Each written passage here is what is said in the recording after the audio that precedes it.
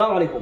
ان شاء الله طيبين وان شاء الله تكونوا بخير ونعيم في هذا الصحة والعافية. طبعا كلنا اليوم شفنا الفيديو بتاع بطة حق الغربال وكل الناس انتقدت وتكلمت في الموضوع. انت نادي كهلال للتربية، يعني تتكلم عن التربية كأنك مدرسة، يعني المدرسة دي الناس بيعلموهم الحاجة الكويسة، يعني ما مدرسة رئيس. علم الحاجة الكويسة، الحياة، المنظور الكويس، وبعدين كمان اللبس بتاعك ذاته بيمثل العلم السوداني والقوات الجوية وكلام زي ده. يا اخي جيب لي العطراوي، جيب لي اي اغنيه ثانيه، اي اغنيه ثانيه وطنيه. نحن كان يا اخي والله بنقول الكلام ده ونحترمه جدا، لكن بطه عومي وبطه ركي وبطه ما عارف شنو كلام زي ده. كلام زي ده ما بيجي. وانتوا براكم شفتوا الهجوم هلالات، ما برضه حاجه زي دي. وبتمنى الماسك المركز الاعلامي يعيد درس ويعرف الحاصل شنو الانتقادات والكلام المؤثرات ده.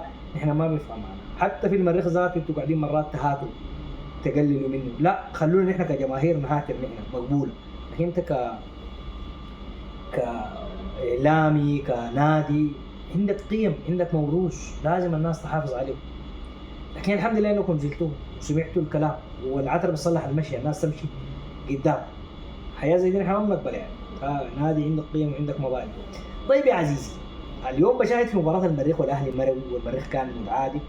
وتمام المريخ ده لو بالطريقه دي المباراه دي ما فاز فيها، حيضطر يجيب لنا العده الجديده او الاسلحه النوعيه بتاعته في رواندا. لكن للاسف الشديد الاسلحه النوعيه بتاعته ذاتها في رواندا اليوم متعادل.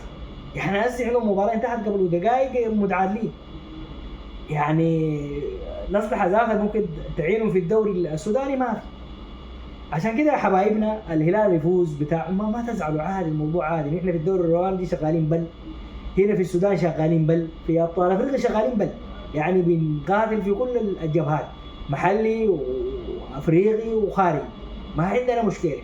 فريق جاهز، اداره جاهزه، جماهير جاهزه، في كل الاحوال نحن موجودين برا وبحرا وجوا وكل شيء.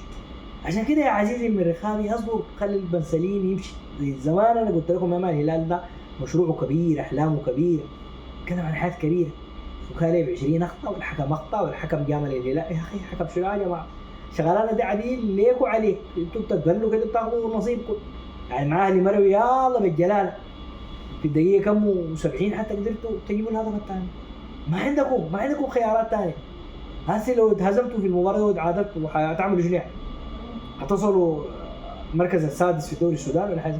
حتقولوا ان نجيب لعيبه من رواندا عشان ما في. جيتك يا عبد المعين تعيني، لقيتك يا عبد المعين تدعان. شاهدوا البل بعدين، هلال اليوم نازل بالتقيل، بل تقيل. شاهدوا المباراه حقت اليوم بعدين. الكلام ده ما في صداره هلاليه، وبس مساله وقت. تحياتي لكم، اعملوا شير واعملوا لايك لهذه القناه. السلام عليكم.